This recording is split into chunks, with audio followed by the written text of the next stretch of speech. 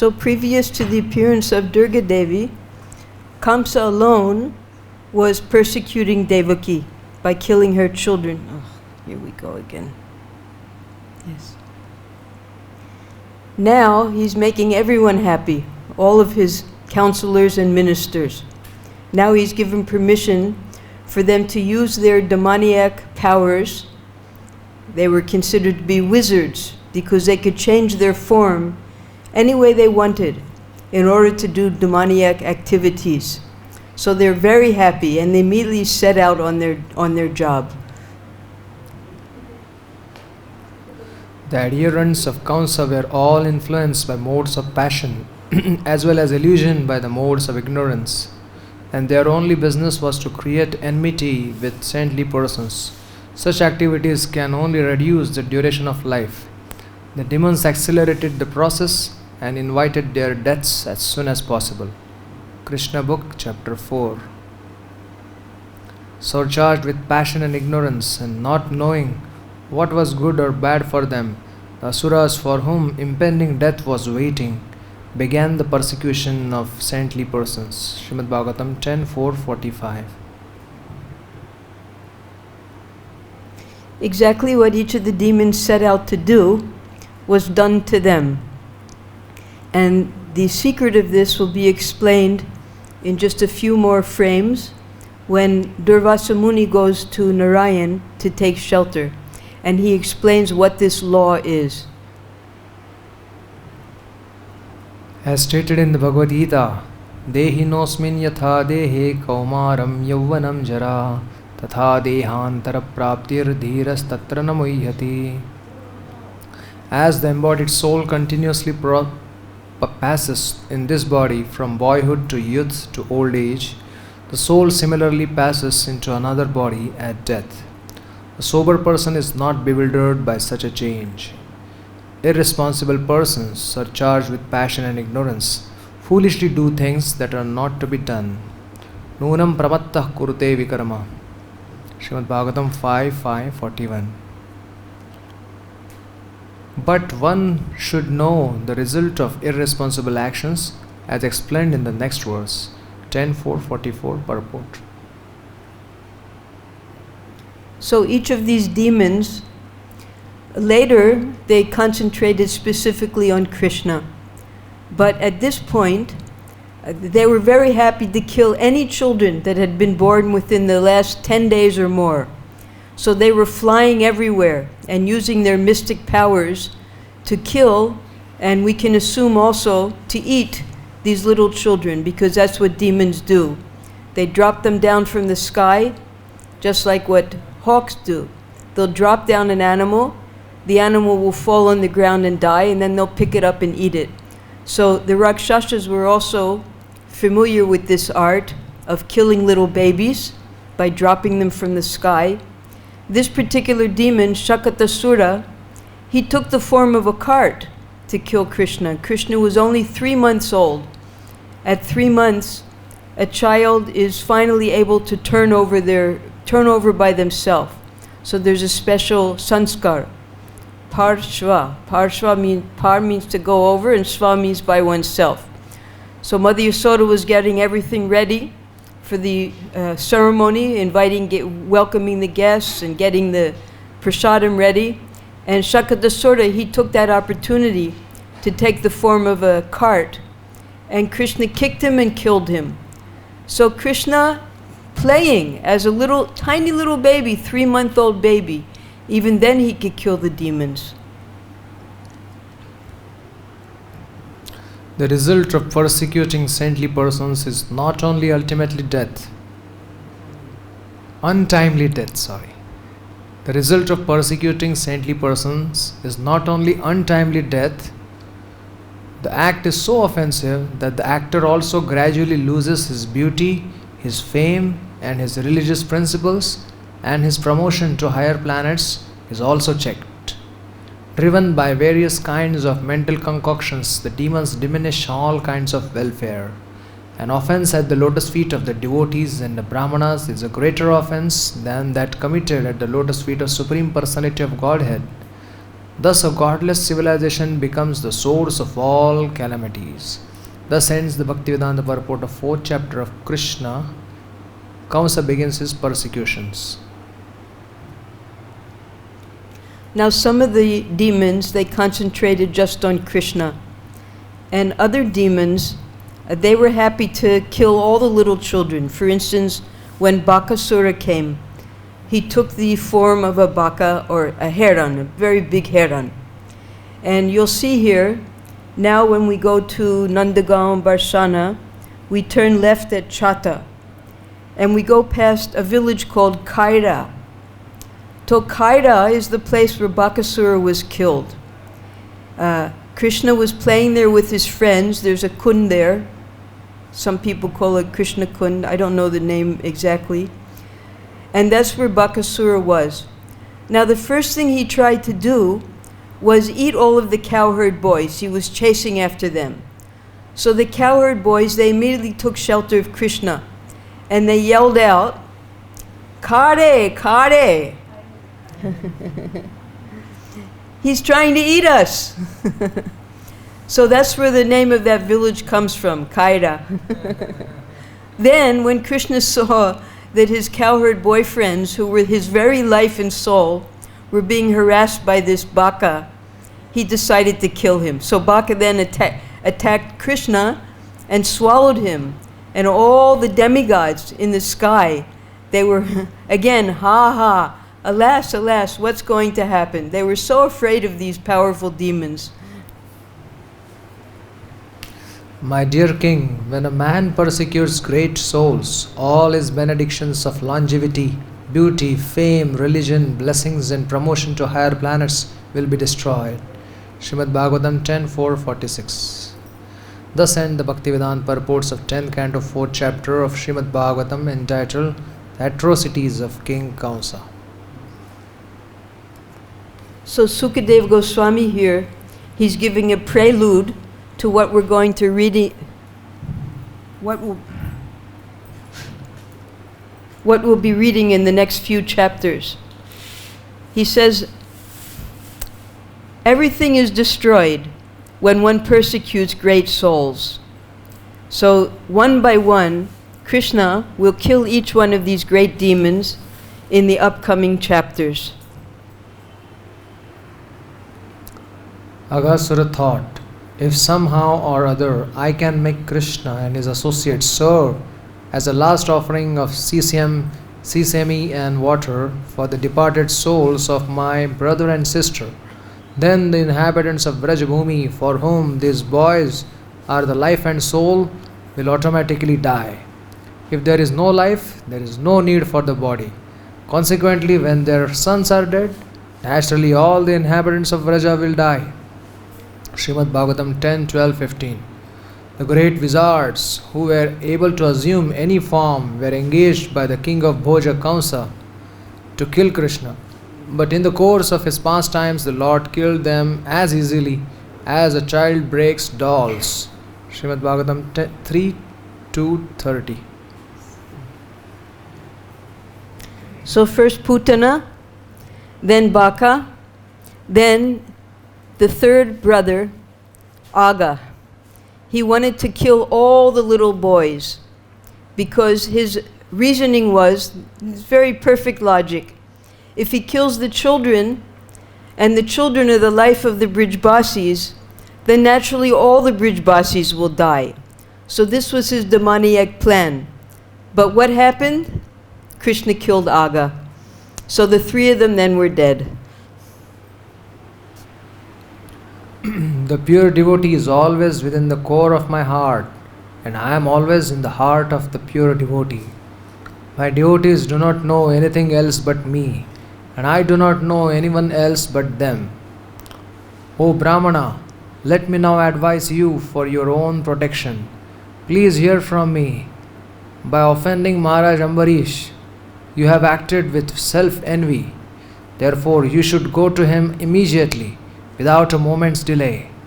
One's so-called prowess, when employed against the devotee, certainly harms him who employs it. Thus it is the subject, not the object, who is harmed. Srimad Bhagavatam 9.4, 68, 69. So Durvasa Muni, he was a powerful yogi. Yogi, sannyasi, renunciate, tapasvi, everything. But he was envious of Ambarish Maharaj. Ambarish Maharaj was a lowly kshatriya, a grihasta, engaging in sacrificial activities for the benefit of his subjects. So out of envy, he also hatched a plan by, he understood that Ambarish Maharaj was performing a special vrat, the Dwadasi vrat. And he made sure, after he came to see Ambarish Maharaj, he went for a bath and he didn't return in time for Ambarish to properly break the fast. So Ambarish Maharaj, after consulting the Brahmins, drank a little water to break the fast. And Durvasa Muni, in envy and anger from his hair, created a demon to kill Ambarish, who was a pure devotee of the Lord. And immediately, the Sudarshan Chakra of the Lord came and chased Durvasa Muni for 1 year all over the entire universe. He was so powerful. Finally, when Brahma couldn't save him, when Shiva couldn't save him, he appealed to Narayan. And Narayan spoke these 2 slokas. And here is the real law of nature. Thus it is the subject, not the object, who is harmed. Because the pure devotees are protected just like a shield. We've heard of the Narayan Kavacha. Well, the pure devotees are so well protected by the Lord that anything that a demoniac or envious person tries to do to that devotee immediately comes back upon them. So that's what was happening to Durvasa Muni, and that's exactly what will happen to all of these demons who tried to kill Krishna or his devotees.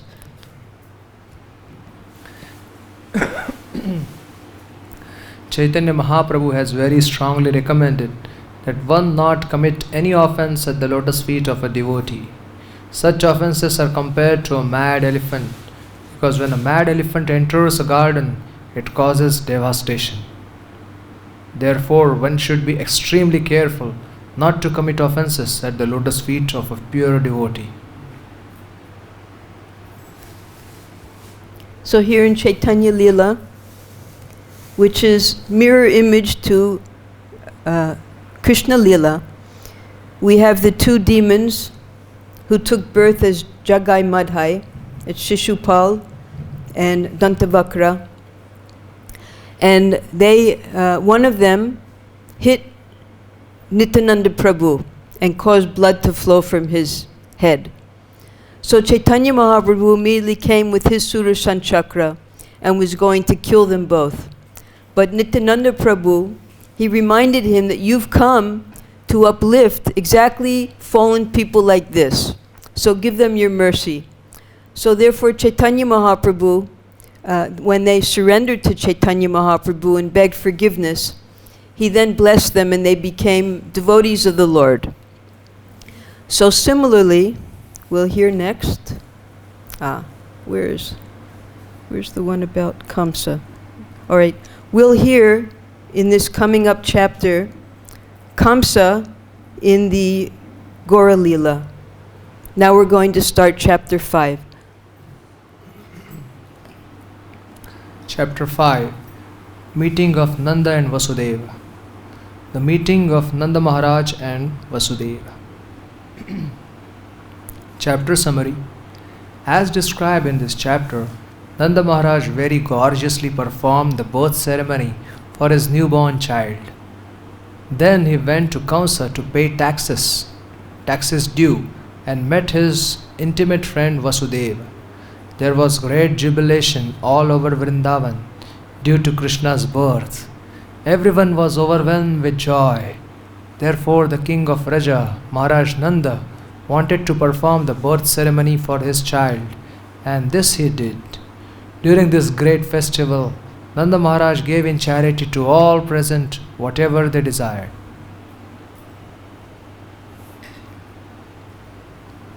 After the festival, Nanda Maharaj put the cowherd men in charge of protecting Gokula, and then he went to Mathura to pay official taxes to Kamsa. In Mathura, Nanda Maharaj met Vasudeva. Nanda Maharaj and Vasudeva were brothers, and Vasudeva praised Nanda Maharaj's good fortune because he knew that Krishna had accepted Nanda Maharaj as his father. When Vasudeva inquired from Nanda Maharaj about the welfare of the child, Nanda Maharaj informed him all about Vrindavan, and Vasudeva was very much satisfied by this, although he expressed his grief because Devaki's many children had been killed by Kamsa. So only two people knew what Vasudeva had done. That was Devaki and Vasudeva himself. And Vasudeva didn't want to inform even Nanda Maharaj that he had traded the babies. He wanted Nanda Maharaj to keep him very safely there.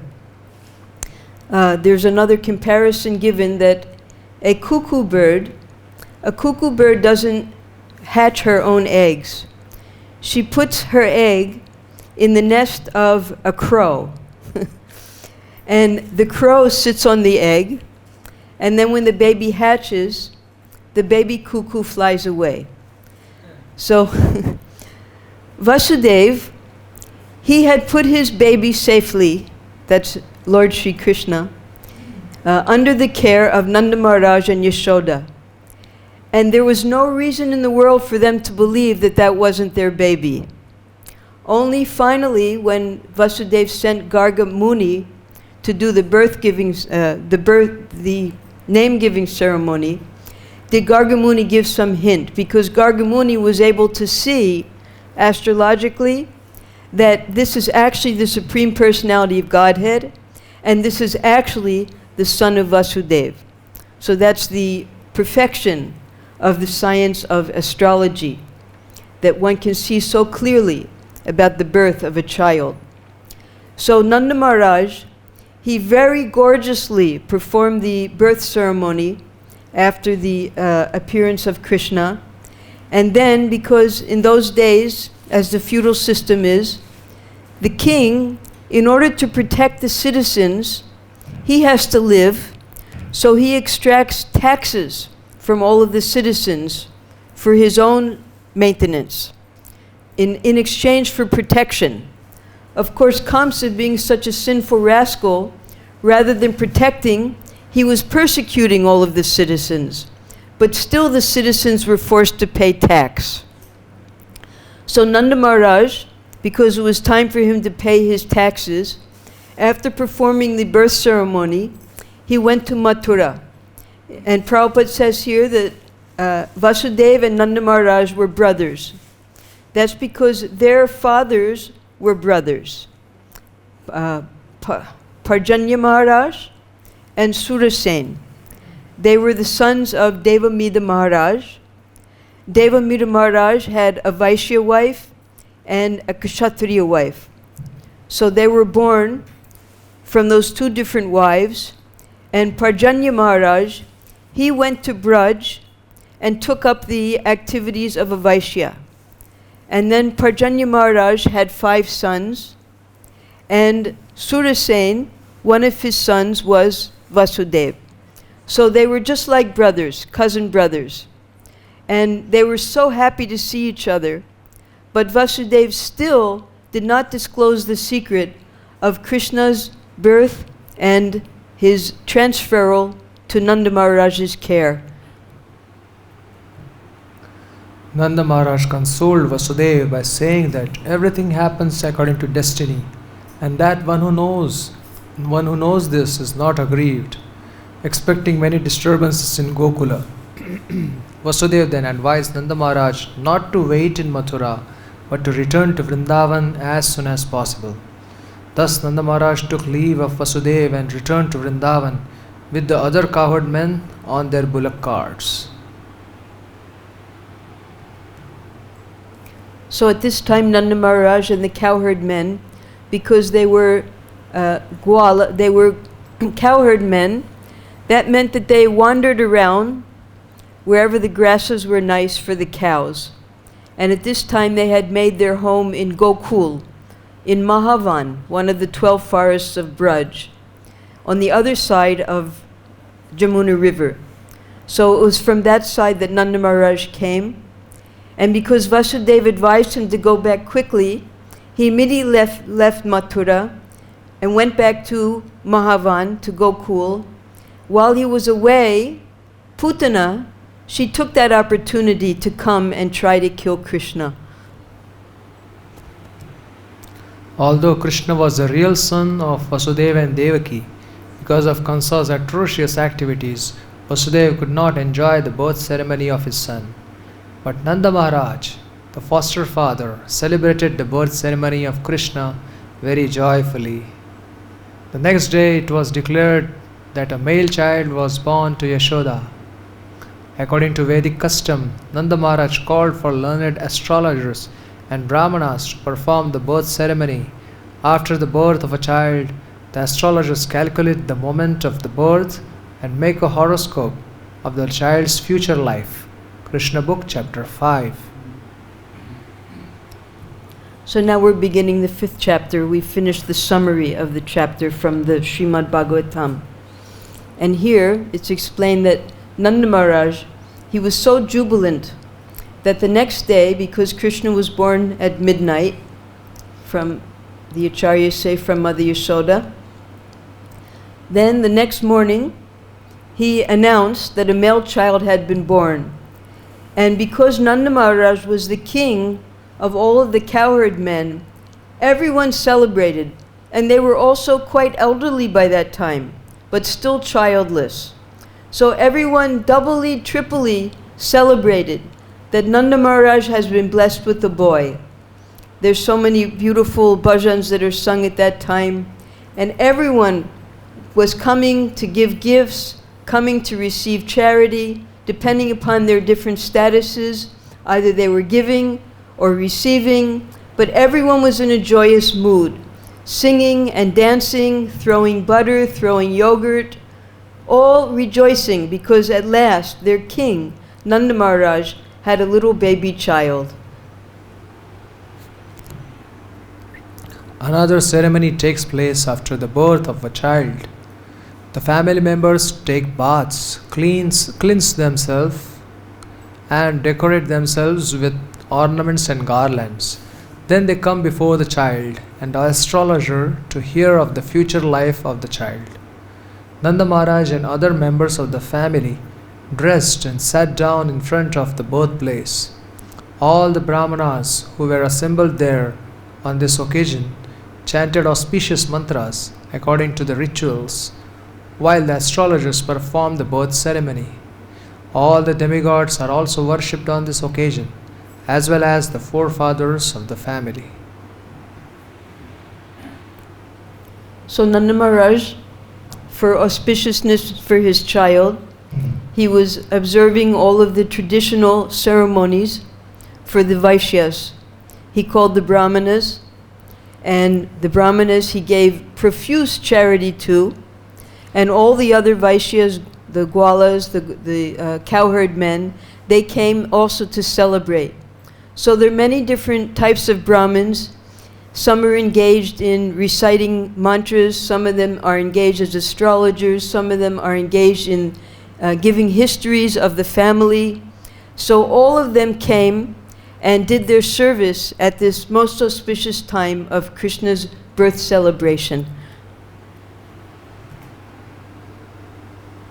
Shukadeva Goswami said, Nanda Maharaj was naturally very magnanimous, and when Lord Sri Krishna appeared as his son, he was overwhelmed by jubilation. Therefore, after bathing and purifying himself and dressing himself properly, he invited Brahmanas who knew how to recite the Vedic mantras. After having these qualified Brahmanas recite auspicious Vedic hymns, he arranged to have the Vedic birth ceremony celebrated for his newborn child according to the rules and regulations, and he also arranged for worship of demigods and forefathers. Srimad Bhagavatam 10:5, 1 and 2. At the time of birth, we immediately become obligated to our forefathers, to the demigods, to the society, to our family members. So all of these obligations for an ordinary person have to be fulfilled successfully in human life. So Nanda Maharaj, being a Vaishya, he was doing his best to fulfill all of his responsibilities and doing his utmost. Whatever he had, at that time we can say that he had 900,000 cows. Well, here, in the next verse, or one or two verses, it said that he gave 2 million cows in charity to the Brahmins. He was so profusely charitable, he was so happy. Actually, he wanted to give everything away because he had gotten the most valuable jewel, which was his beautiful son, Sri Krishna. Srila Vishwanath Chakravarti Thakur has discussed the significance of the words Nandastu. The word tu, he says, is not used to fulfill the sentence, because without tu the sentence is complete. Therefore the word tu is used for a different purpose. Although Krishna appeared as the son of Devaki, Devaki and Vasudeva did not enjoy the Jata Karma, the festival of the birth ceremony. Instead, this ceremony was enjoyed by Nanda Maharaj, as stated here, Nandastu Atmaja Utpanne Jata Lhado Mahamanaha. When Nanda Maharaj met Vasudeva, Vasudeva could not disclose, your son Krishna is actually my son.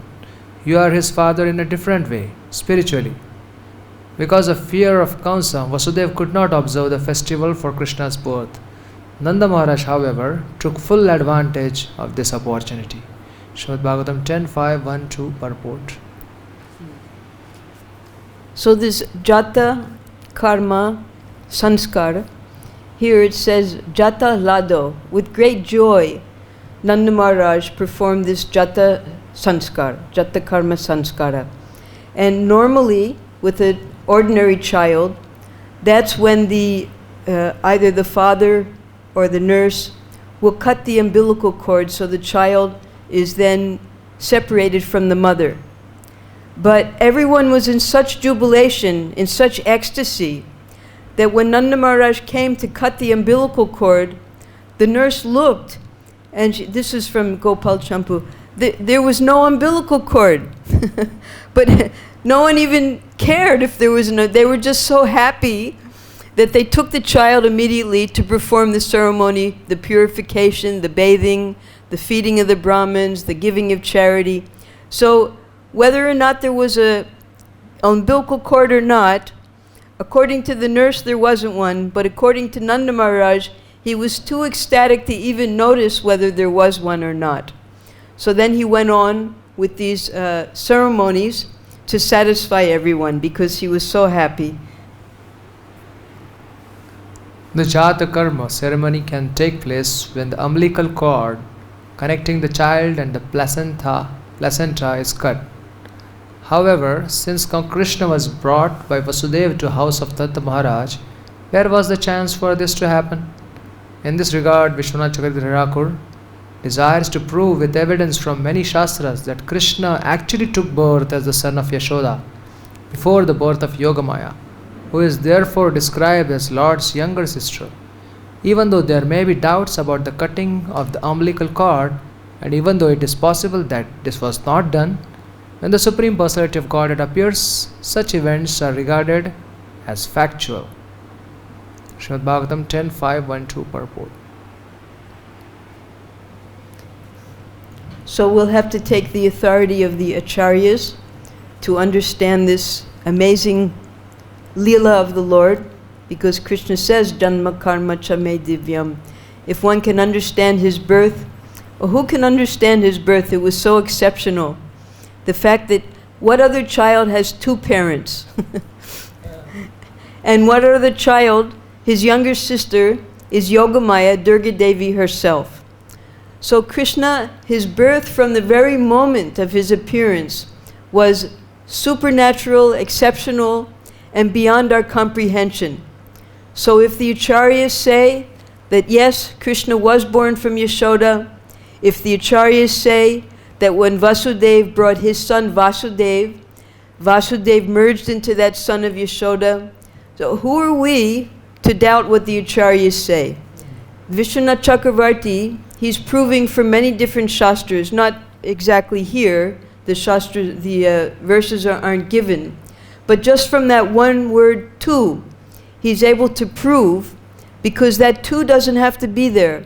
But the tu is there because he says, with proof from other shastras, that actually Krishna is the real son of Yashoda and Nanda Maharaj. Jai. Krishna appeared as Varahadev from the nostril of Brahma, and therefore Brahma is described as father of Varahadev. Also significant are the words Karayamasa Vidivat. Being overwhelmed with jubilation over the birth of his son, Nanda Maharaj did not see whether the cord was cut or not. Thus he performed the ceremony very gorgeously. According to the opinion of some authorities, Krishna was actually born as the son of Yashoda. In any case, without regard for material understandings, we can accept that Nanda Maharaj's celebration for the ceremony of Krishna's birth was proper. This ceremony is therefore well known everywhere as Nandotsava. Srimad Bhagavatam 10.5.1.2 purport. So it also just so happens that Srila Prabhupada appeared on that very day of Nandotsava. And when Srila Prabhupada was given his name by the astrologers, by his family members, one of his names was Nandu, because he appeared on the Nandotsava day. And when here, what happened? When Prabhupada was here, I think it was 1976, Yashamati Nandan, his son, was born on Janmashtami. So they asked Prabhupada to name the son, because the son was born here in Vrindavan. So Prabhupada gave him that name, one of his childhood names, Nandu. Nanda Maharaj distributed 2 lakh well-decorated, dressed and ornamented cows. It is 200,000. But in the Bhagavad-Gita it says 2 million. Oh. So, well-dressed, ornamented cows to the Brahmanas. He not only gave cows in charity, but hills of grains decorated with golden bordered garments and many ornaments. Krishna book chapter 5. Nanda Maharaj, now this is from Srimad Bhagavatam. Nanda Maharaj gave 2 million cows, completely decorated with cloth and jewels, in charity to the Brahmanas. He also gave them 7 hills of grain, covered with jewels and with cloth decorated with golden embroidery. Srimad Bhagavatam 10.5.3. So naturally, because the Brahmins are the representative of the Supreme Lord in human society, he was praying for the blessings, that the Brahmins would bless this little son, Krishna.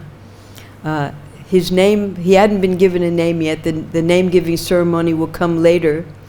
But his Lala, finally, just to get the blessings of the Brahmins, he gave either 200,000 or 2 million cows, depending upon which book you're reading. And he gave grains, 7 huge mounds of grains.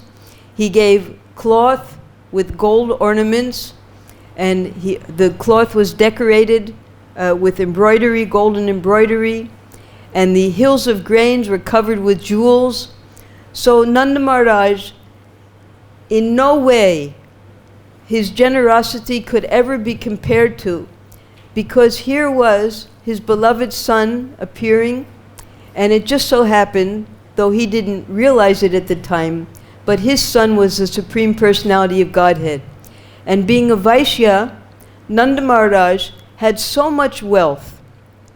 For instance, later when Nanda Maharaj decides to move to his parental, the family, the ancestral grounds, which is Nandishwar, Nandagram, he had so much wealth that his wealth was kept in the town called Kosi, because Kosi means treasury.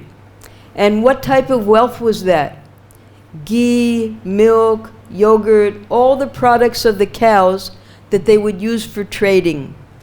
So when you take care of the cows properly, you become so wealthy that you can give so much charity to the Brahmins, so the Brahmins can give their blessings. In the material world, we possess riches and wealth in many ways, but sometimes not in very honest and pious ways, because that is the nature of accumulating wealth. According to Vedic injunction, therefore, such wealth should be purified by giving cows and gold in charity to the Brahmanas. A newborn child is also purified by giving grains in charity to the Brahmanas. In this material world, it is to be understood that we are always living in a contaminated state. We therefore have to purify the duration of our lives, our possession of wealth, and ourselves. Krishna Book, Chapter 5.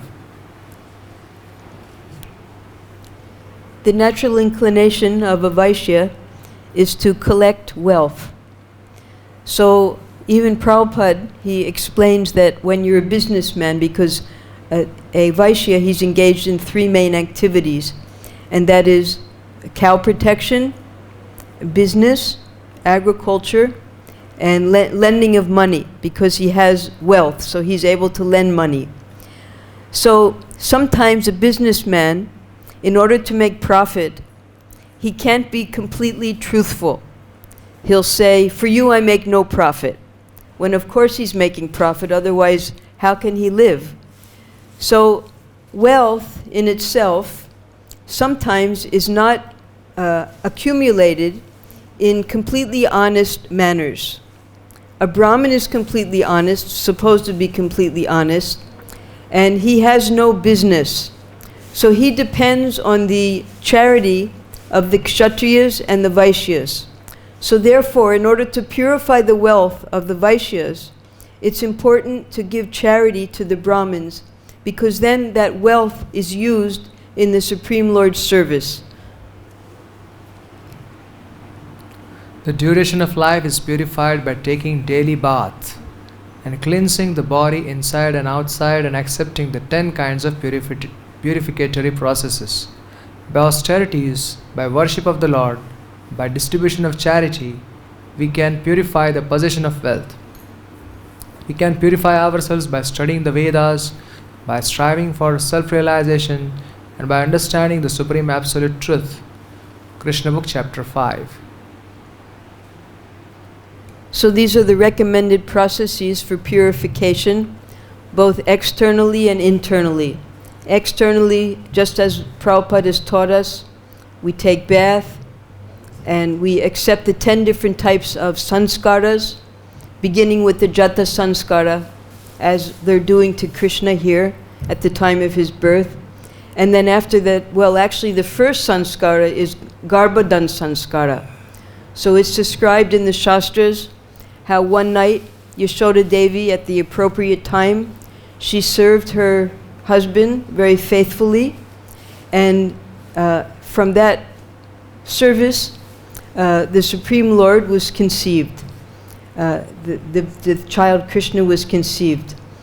So internally and externally, it's our duty to become purified. And these are the recommended processes. Internally, by studying the Vedas, striving for Atma Tattva, and trying to understand the Supreme Absolute Truth. It is therefore stated in Vedic literature that by birth everyone is born a Shudra, and by accepting a purificatory process one becomes twice born.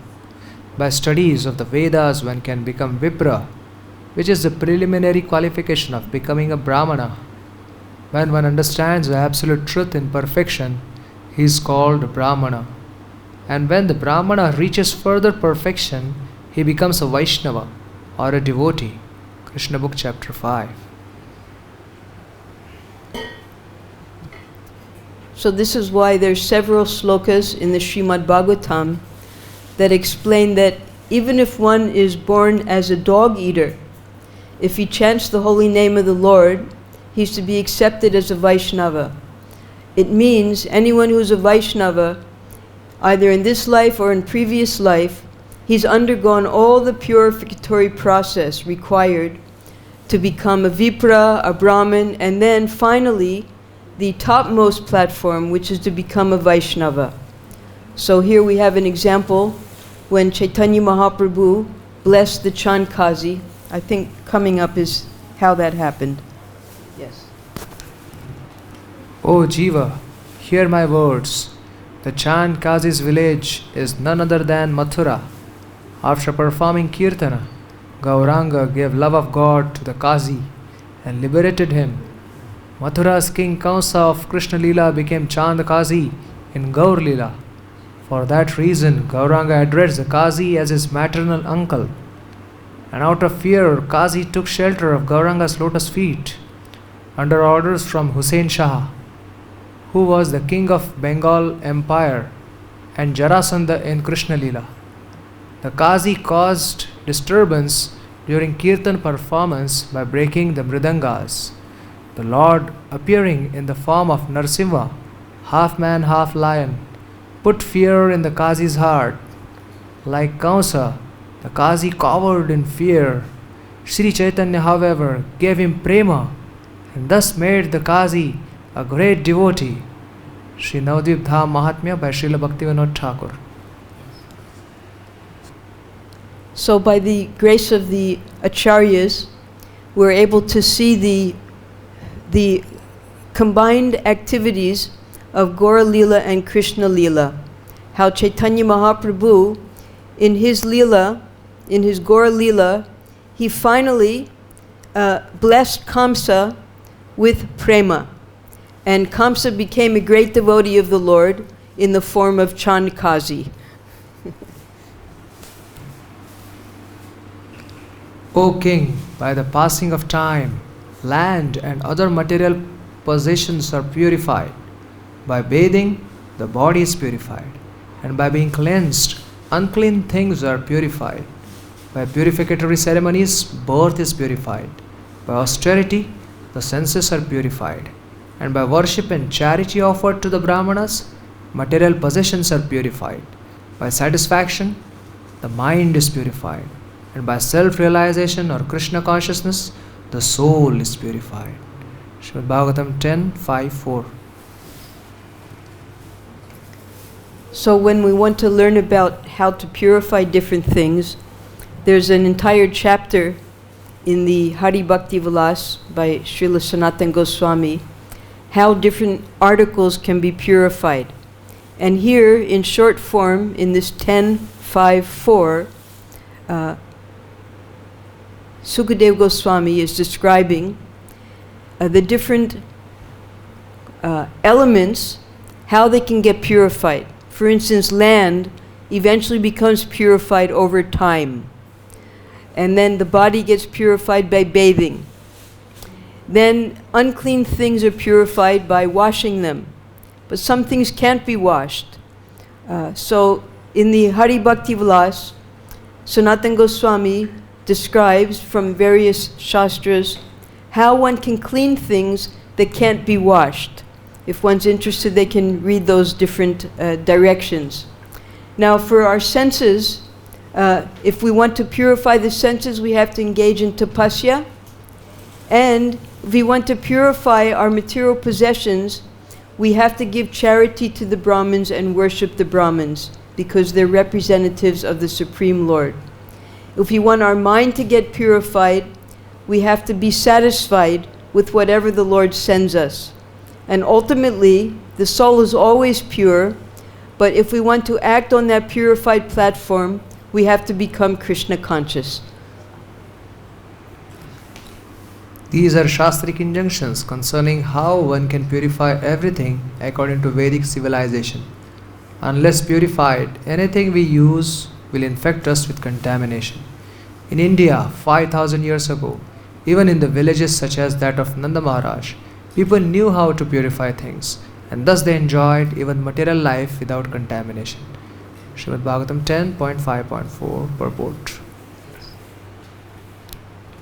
We'll read as we go along how the gopis never went to college or universities, but they were so well educated in this process of purification.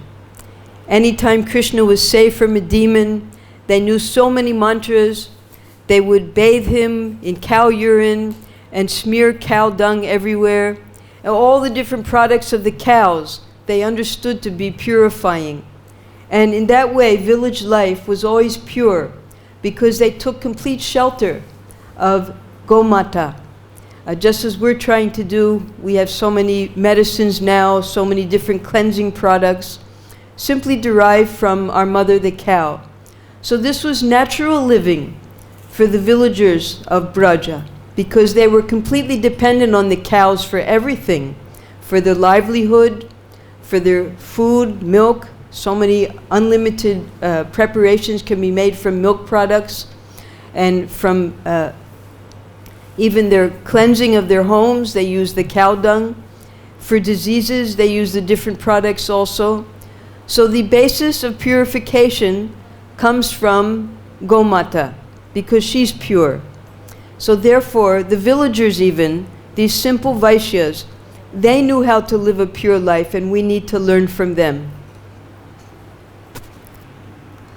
In that ceremony, all the Brahmanas assembled began to chant different kinds of Vedic mantras to invoke all good fortune for the child. There are different kinds of chanting known as Sutta, Magadha, Bandi and Virudavali. Along with this chanting of mantras and songs, bugles and kettle drums sounded outside the house. Krishna Book, Chapter 5. The Brahmanas recited auspicious Vedic hymns which purified the environment by their vibration. The experts in reciting old histories like the Puranas, the experts in reciting histories of royal families, and general reciters all chanted, while singers sang, and many kinds of musical instruments like bheris and dundubis played in accompaniment. Srimad Bhagavatam 10.5.5. So bheris are bugles and dundubis are kettle drums. Just as we heard earlier that when Vasudeva was born, from the sky came the sound of the demigods beating on the dundubi. So his name is Anaka Dundubi. That's another name of Vasudeva. There were many kettle drums being sounded by the demigods at the time of his birth. So now also, at the time of Krishna's birth ceremony, the dundubis were being sounded along with the bheris, and all of the different types of the Brahmins were very happily engaged in their services of chanting the histories, the Puranas, the family histories, and then there were the reciters who chanted auspicious mantras.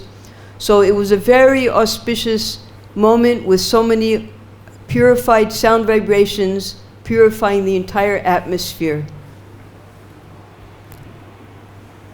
On this occasion,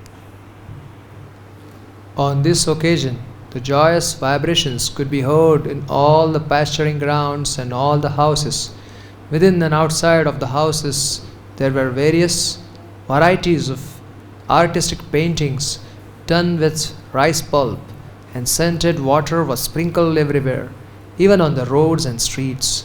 Ceilings and roofs were decorated with different kinds of flags, festoons and green leaves. The gates were made of green leaves and flowers. Krishna Book, Chapter 5. Vrajapura, the residence of Nanda Maharaj, was fully decorated with varieties of festoons and flags.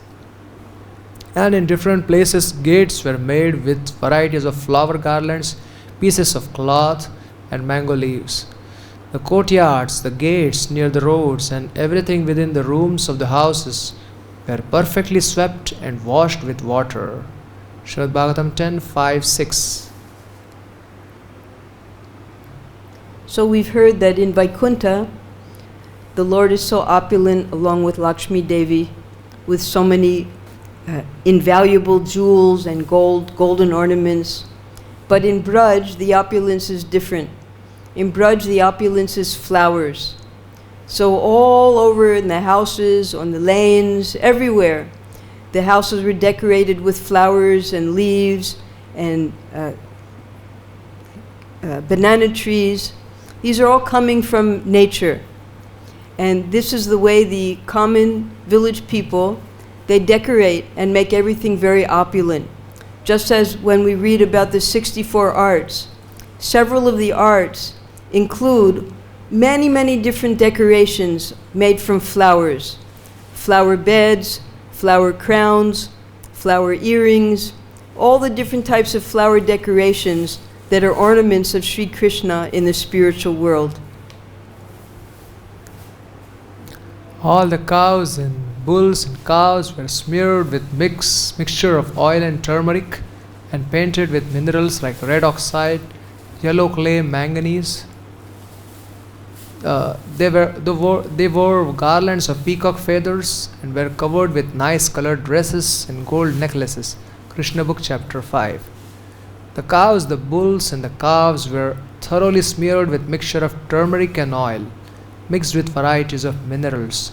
Their heads were bedecked with peacock feathers, and they were garlanded and covered with cloth and golden ornaments. Srimad Bhagavatam 10:5-7. So you can see here also in Braj, even to this day, if you go out into the villages, the little children, they go out, they herd the cows during the day. And during the day, when they're going through the forests and the pasturing grounds, they pick up leaves, they pick up peacock feathers, and they decorate the cows with those. It's very nice. So when the cows come home with them, the cows are all decorated, and they're decorated also with these minerals and feathers and flowers.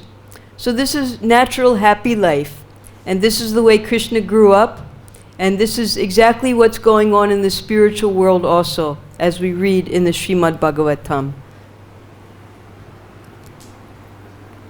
The Supreme Personality of Godhead is instructed in the Bhagavad-Gita, Krishi Goraksha Vanijyam Vaishya Karma Subhavajam. Farming, cow protection and trade are qualities of work for the Vaishyas. Nanda Maharaj belonged to the Vaishya community, the agriculturist community. How to protect the cows and how rich this community was are explained in these verses. We can hardly imagine that cows, bulls and calves could be cared for so nicely and decorated so well with cloths and valuable golden ornaments. How happy they were. Srimad Bhagavatam 10.5.7 purport. So we all know that Krishna carries a flute. And why does he carry the flute? Well, he calls the cows with the flute. So he's in charge of the Goraksha. And we know that Balaram, he carries a plow. He carries a plow because he's in charge of the agriculture, right? So you need a plow for agriculture. So the two of them together, as perfect Vaishya sons, they were helping Nanda Maharaj with the Goraksha and the agriculture.